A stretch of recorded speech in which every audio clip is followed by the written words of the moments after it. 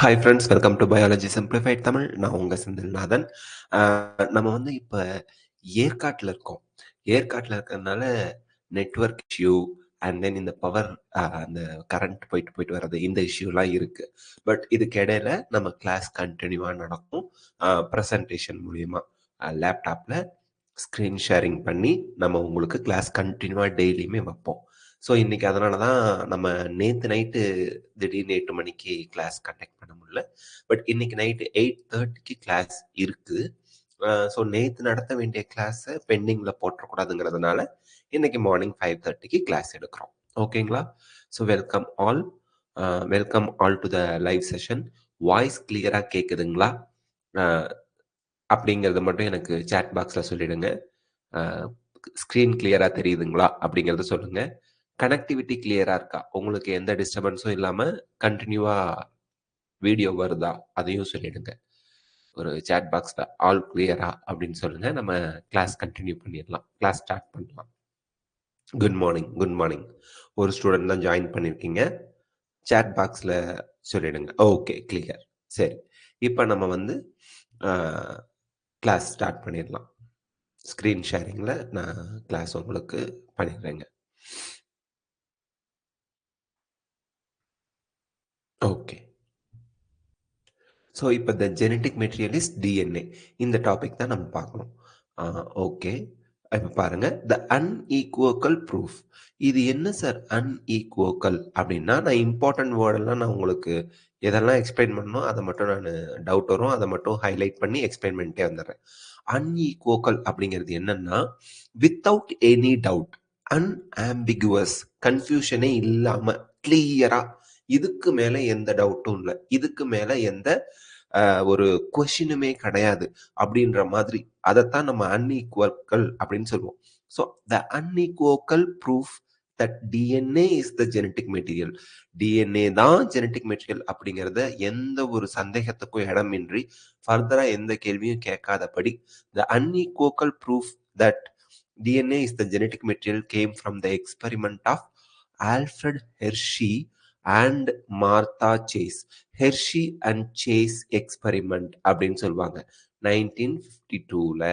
இது ஆல்ரெடி நீட்ல கேட்டிருக்காங்க, திருப்பியும் கேட்கக்கூட வாய்ப்பு இருக்கு, நீங்க நோட் பண்ணி வச்சுக்கோங்க. ஸோ டிஎன்ஏ தான் ஜெனட்டிக் மெட்டீரியல். ஏன்னா இதுக்கு முன்னாடி டிஎன்ஏவா புரோட்டீனா ஆர்என்ஏவாங்கிற ஒரு டவுட் இருந்துச்சு ஜெனட்டிக் மெட்டீரியல்ல. பட் அதெல்லாம் கிடையாதுங்க. புரோட்டீன் கிடையாது, ஆர்என்ஏ கிடையாது, டிஎன்ஏ தான் ஜெனட்டிக் மெட்டீரியல்ங்கிறதுக்கான அன்ஈக்குவக்கல் ப்ரூஃப் கொடுத்தது யாருன்னா ஹெர்ஷி அண்ட் சேஸ். 1952ல அவங்களோட experiment. They worked with viruses that infect bacteria called bacteriophages. So அவங்க யூஸ் பண்ணது வைரஸும் பாக்டீரியாவும். அந்த வைரஸ் வந்து பாக்டீரியோஃபேஜுங்க. அந்த வைரஸ் வந்து பாக்டீரியோஃபேஜ். வை அவங்க வைரஸை வச்சு தான் பாக்டீரியாவை இன்ஃபெக்ட் பண்ணாங்க. பாக்டீரியாவை இன்ஃபெக்ட் பண்ற வைரஸ்க்கு பேரு பாக்டீரியோஃபேஜஸ். ஏன்னா ஃபேஜ் அப்படின்னா வைரஸ், பாக்டீரியாவை இன்ஃபெக்ட் பண்ற வைரஸ்க்கு பேரு பாக்டீரியோஃபேஜ். ஸோ இந்த டயக்ராம்ல பார்த்தீங்கன்னா தெரியும், இந்த 6 கால் போட்டு ஒரு பென்சின் ரிங்கு மாதிரி தலையை போட்டிருக்காங்கல்ல, அதுதான் வைரஸ் பாக்டீரியோஃபேஜ். ஸோ இது போய் பாக்டீரியாவை இன்ஃபெக்ட் பண்ணும். இது வெளியில இந்த ஆரஞ்சு கலர் ஆர் இங்க கருப்பு கலர்ல இருக்கு ரைட் சைட்ல. ஸோ வெளியில இருக்கக்கூடிய ஒரு பகுதி இன்ஜெக்ஷன் மாதிரி வெளியவே இருக்குது பாருங்க, சிரிஞ்ச் மாதிரி வெளியவே இருக்கு. உள்ள மருந்து போன மாதிரி இதோட டிஎன்ஏ மட்டும்தான் உள்ள போயிருக்கு. ஸோ வெளியவே இருக்கக்கூடிய இந்த பகுதி புரோட்டீனால ஆன அதோட உடல். வைரஸோட உடல் வந்து புரோட்டீனால ஆனது. அத கேப்சிட் அப்படின்னு சொல்லுவோம், அல்லது புரோட்டீன் கோட் அப்படிம்போம். டிஎன்ஏ மட்டும்தான் உள்ள போகுது. இதை தான் அவங்க பயன்படுத்தினாங்க. இதுல எக்ஸாம் பாயிண்ட் ஆஃப் வியூல எதெல்லாம் ஞாபகம் வச்சுக்கணும் அப்படின்னு நல்ல இந்த எக்ஸ்பிளனேஷன்ல சொல்லிடுறேங்க. Bacteriophage attaches to bacteria. So எங்கெல்லாம் பாக்டீரியோஃபேஜ் வருதோ அதெல்லாம் யாருன்னு நீங்க நல்லா ஞாபகம் வச்சுக்கணும், virus.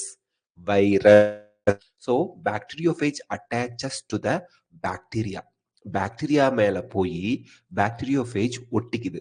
And its genetic materials enter into the bacterial cell. வைரஸோட பாக்டீரியோஃபேஜோட ஜெனடிக் மெட்டீரியல் மட்டும் தான் பாக்டீரியாவுக்குள்ள போகுது. The bacterial cell treats the viral genetic material as it was its own. Bacteria என்ன பண்ணுது, வைரஸோட ஜெனடிக் மெட்டீரியலை தன்னோட மெட்டீரியலா, தன்னோட டிஎன்ஏவா ட்ரீட் பண்ண ஆரம்பிக்குது. and subsequently manufactures more virus particles. அப்போ நமக்கு தெரியும், ஒரு செல்லு டிவைட் ஆகுது அப்படின்னா அந்த செல்ல இருக்கக்கூடிய டிஎன்ஏ மல்டிப்ளை ஆகும். இங்க என்ன சொல்றாங்க, சிம்பிளா ஒரு கான்செப்டை ஸ்டோரி மாதிரி ஞாபகம் வச்சுக்கிட்டு அந்த ஸ்டோரியை திருப்பி திருப்பியும் உங்களுக்கு சொல்லி பார்த்துக்கிட்டீங்கன்னா நீங்க தான் அந்த டாபிக்ல கில்லாடி, அந்த கான்செப்ட்ல டவுட் வராது. இப்போ ஜென்ரலா விஷயம் என்ன, பாக்டீரியோஃபேஜ், பாக்டீரியோஃபேஜ்க்கு புரோட்டீன் கோட் இருக்கு, டிஎன்ஏ இருக்கு. புரோட்டீன் கோட் வெளியவே இருக்கு. பாக்டீரியோஃபேஜ் தன்னோட டிஎன்ஏவை பாக்டீரியாவுக்குள்ள அனுப்புது. பாக்டீரியாவுக்குள்ள டிஎன்ஏ, வைரஸோட டிஎன்ஏ வந்ததும் பாக்டீரியோஃபேஜ் வைரஸ் ரெண்டு ஒன்று தான், ஞாபகம் வச்சுக்கோங்க. ஸோ பாக்டீரியாவுக்குள்ள பாக்டீரியோஃபேஜோட டிஎன்ஏ வந்ததும் பாக்டீரியா அதை தன்னோட டிஎன்ஏவா ட்ரீட் பண்ணி அதை மல்டிப்ளை பண்ணுது செல் டிவிஷன் நடக்கும் போதெல்லாம். அதுதான் இது வரைக்கும் சொல்லியிருக்காங்க. Hershey and Chase worked to discover whether it was protein or DNA from virus that entered bacteria. So பாக்டீரியாவுக்குள்ள போனது வைரஸோட புரோட்டீனா டிஎன்ஏவா அப்படிங்கிறத தான் அவங்க கண்டுபிடிச்சாங்க. ஓகேங்களா? அதை கண்டுபிடிக்க தான் ஒர்க் பண்ணாங்க. To discover whether it was protein or DNA from the viruses that entered the bacteria. So பாக்டீரியாவுக்குள்ள போனது வைரஸோட புரோட்டீனா அல்லது டிஎன்ஏவா, அதை கண்டுபிடிக்க தான் ஹெர்ஷி அண்ட் சேஸ் 1952ல எக்ஸ்பெரிமெண்ட்லாம் பண்ணாங்க. They grew some viruses on a medium. ஏன்னா இது எல்லாமே கண்ணுக்கு தெரியாது. சார் டிஎன்ஏ தான் போனுச்சுன்னு தெரியுது இல்ல, தெரியுது. பட் டிஎன்ஏ போனுச்சா புரோட்டீன் போனுச்சா, ரெண்டுமே மாலிக்யூல்ஸ், மாலிகுலர் ஸ்ட்ரக்சர், கண்ணுக்கு தெரியாது. என்னால வெறுமனே சொல்ல முடியாது. பாக்டீரியோஃபேஜ நான் பாக்டீரியாவோட வளர்த்தேன், பாக்டீரியாவுக்குள்ள பாக்டீரியோஃபேஜ் வைரஸோட சம்திங் என்டர் ஆனது, பாக்டீரியா மல்டிப்ளை பண்ண ஆரம்பிச்சிருச்சு. ஆனா பாக்டீரியா மல்டிப்ளை பண்ணிட்டு இருக்கிறது வைரஸோட டிஎன்ஏவா புரோட்டீனா, இதெல்லாம் சொல்லணும் இல்லையா? அதுக்கு தான் அவங்க எக்ஸ்பெரிமெண்ட் எல்லாம் எப்படி ப்ரூஃப் பண்றது அப்படின்னு ஒர்க் பண்ணாங்க. They grew some viruses on a medium. மீடியம்னா வளர்ற இடம், அவங்க வளரத்துக்கு தேவையான நியூட்ரியன்ஸ் எல்லாம் அதுல போட்டிருப்பாங்க. So they grew some viruses on a medium that contained radioactive phosphorus, and some others on medium that contained radioactive sulfur. So இந்த இடத்துல ரெண்டு டிஃப்ரெண்ட் மீடியம் எடுத்துக்கிட்டாங்க. இது மீடியம் 1, இது மீடியம் 2. மீடியம் 1ல உங்களுக்கு ரேடியோ ஆக்டிவ் சல்ஃபர் போட்டுறாங்க. மீடியம் 2ல ரேடியோ லேபிள்டு பாஸ்பரஸ் போட்டுறாங்க. இப்போ உங்களுக்கு இந்த இடத்துல நல்லா ஞாபகம் வச்சுக்கிற வேண்டிய விஷயம் என்னன்னா, சல்ஃபர் கண்டைனிங் புரோட்டீன் இருக்கு, சல்ஃபர் கண்டைனிங் அமினோ ஆசிட்ஸ் இருக்கு. ஸோ புரோட்டீன்ல சல்ஃபர் போய் பைண்ட் ஆகும். பாஸ்பேட் உங்களுக்கு தெரியும், டிஎன்ஏல நியூக்ளியோடைட் அப்படின்னு எடுத்துக்கிட்டீங்கன்னா, டிஎன்ஏல நியூக்ளியோடைட் அப்படின்னு எடுத்துக்கிட்டீங்கன்னா, nucleotide is made up of 3 parts. DNA அப்படிங்கிறது என்ன? Poly nucleotide chain. Good morning, welcome பா. ஓகே, டிஎன்ஏ அப்படிங்கிறது என்ன? Poly nucleotide chain. அப்படி அந்த பாலி நியூக்ளியோடைட் செயின்ல ஒவ்வொரு நியூக்ளியோடைட்லயும் என்ன இருக்கு? 3 பேர் இருக்கான். Superman or Spiderman ஞாபகம் வச்சுக்கணும். ஸ்பைடர் மேன், எஸ்பிஎன் சுருக்கமா, சூப்பர் மேன் சுருக்கமா SPN. Okay, so S pentose sugar, ribose sugar, P phosphate phosphoric acid, N nitrogen base, SPN சேர்ந்தா நியூக்ளியோடைடு. ஸோ ஒவ்வொரு நியூக்ளியோடைட்லயும் பாஸ்பேட் இருக்கு. அப்ப நான் ரேடியோ லேபிள்டு பாஸ்பேட் கொடுத்தேன்னா டிஎன்ஏ ஃபுல்லா ரேடியோ ஆக்டிவ் ஆயிடும். Radioactive or radio labelled sulphur கொடுத்தேன் அப்படின்னா புரோட்டீன்ல சல்ஃபர் இருக்கு, புரோட்டீன் மட்டும் ரேடியோ லேபிள்டு ஆயிடும். இந்த இடத்துல நம்ம தெளிவா தெரிஞ்சுக்க வேண்டியது, டிஎன்ஏல சல்ஃபர் இல்ல. புரோட்டீன்ல பாஸ்பேட் இல்ல. ஸோ தட் நான் ரேடியோ லேபிள்டு பாஸ்பேட் குடுத்தா டிஎன்ஏ மட்டும் தான் ரேடியோ லேபிளோட ரேடியோ ஆக்டிவோட இருக்கும். நான் ரேடியோ ஆக்டிவ் சல்ஃபர் குடுத்தேன்னா புரோட்டீன் மட்டும் தான் ரேடியோ ஆக்டிவா இருக்கும். ரேடியோ ஆக்டிவ்ங்கும்போது ரேடியேஷனை எமிட் பண்ணும்போது அத நான் அ அந்த லைட்டை எமிட் பண்ணும். அப்ப அத வச்சு நான் கேப்சர் பண்ணிடலாம். எது வந்து ரேடியோ ஆக்டிவோ அத தெளிவா படம் பிடிக்க முடியும். அதனால தான் அவங்க வந்து ஒரு மீடியத்துல பாக்டீரியோஃபேஜஸ போட்டு, அதாவது வைரஸ் பாக்டீரியோஃபேஜஸ போட்டு ரேடியோ ஆக்டிவ்ஸ் ரேடியோ லேபிள்டு சல்ஃபர குடுத்தாங்க. இன்னொரு மீடியத்துல ரேடியோ லேபிள்டு பாஸ்பேட்ட குடுத்தாங்க. ரேடியோ லேபிள்டு பாஸ்பேட் இருக்கிறது டிஎன்ஏ மட்டும் ரேடியோ லேபிள் ஆகும். ரேடியோ ஆக்டிவ் சல்ஃபர் இருக்கிறது புரோட்டீன் மட்டும் ரேடியோ ஆக்டிவா இருக்கும்.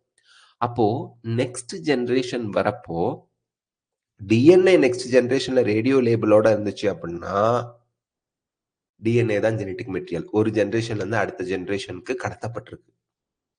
சல்ஃபர் ரேடியோ ஆக்டிவ் சல்ஃபர் அடுத்த ஜெனரேஷன்ல இருந்துச்சுன்னா புரோட்டீன் தான் ஒரு ஜெனரேஷன்ல இருந்து இன்னொரு ஜெனரேஷனுக்கு வந்திருக்கு. அப்ப அதுதான் ஜெனடிக் மெட்டீரியல்.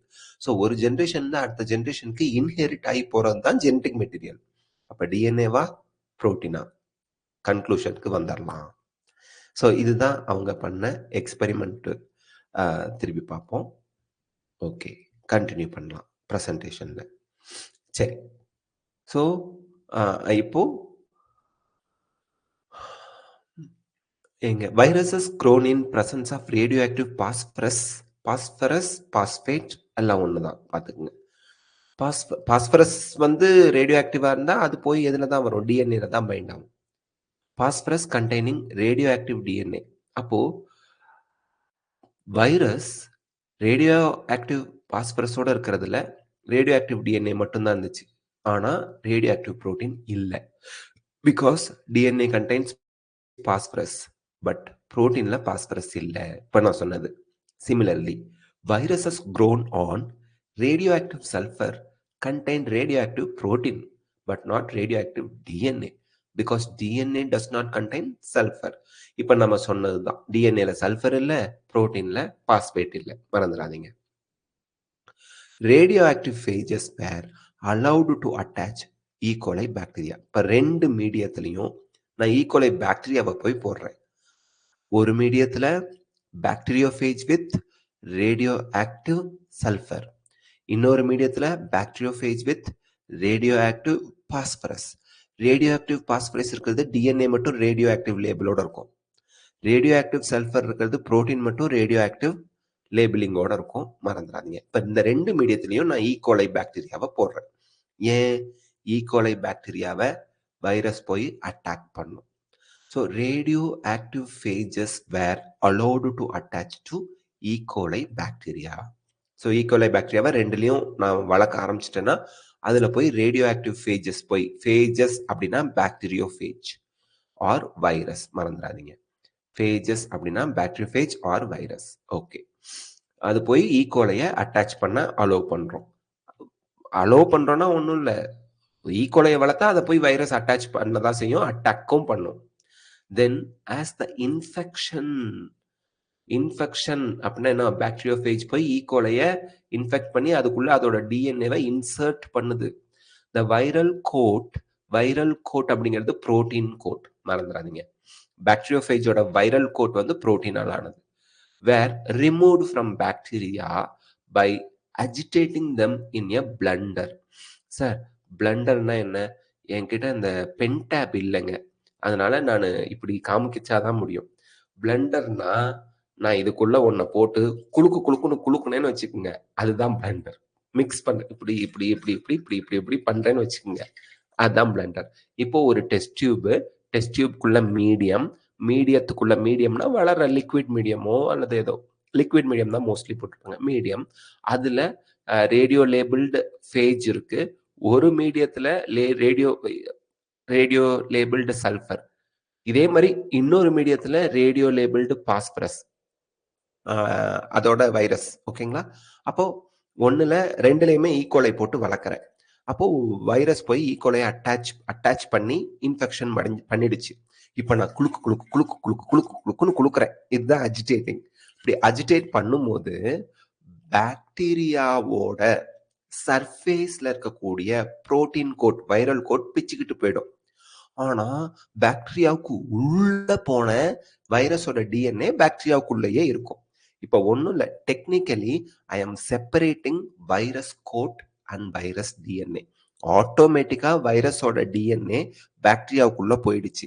இப்ப பாக்டீரியாவோட சர்ஃபேஸ்ல இருந்து வைரஸ் கோட்ட பிரிச்சு எடுக்கிறேன். Virus code is protein code. ஓகேங்களா? அதுக்கு தான் அஜிடேட் பண்றேன். ஓகே.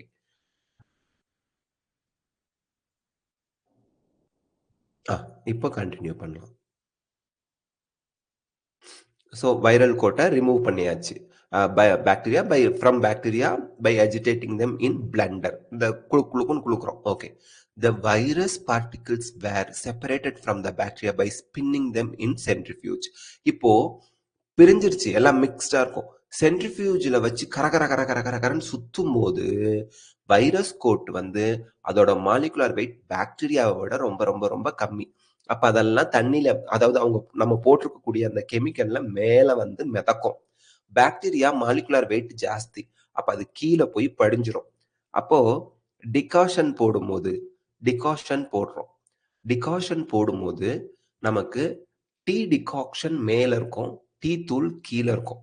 காஃபி டிகாக்ஷன் போடும்போது காஃபி தூளோட அந்த சக்கையெல்லாம் கீழ வந்துரும். அந்த லிக்விட் மட்டும் மேல இருக்கும். அதுபோல வெயிட், மாலிகுலர் வெயிட் கம்மியா இருக்க புரோட்டீன் கோட், வைரஸோட புரோட்டீன் கோட் மேல வந்து மிதக்கும். பாக்டீரியாலாம் கீழ வந்து படிஞ்சிடும். மேல இருக்கிறது சூப்பர்னன்டன்ட். கீழ வந்து படிஞ்சிருக்கும் தனியா. ஸோ இப்போ நமக்கு 2 கிடைச்சிடும். ஓகேங்களா? 2 பார்ட். பாக்டீரியாவையும், வைரஸையும் நம்ம பிரிச்சரலாம். ஓகே. ஒரே நிமிஷங்க.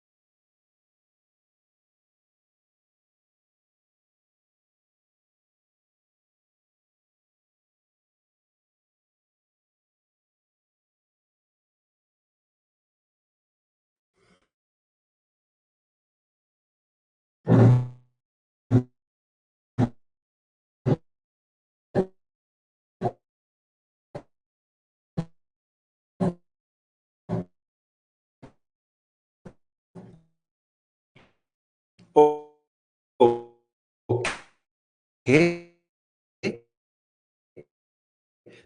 ஸோ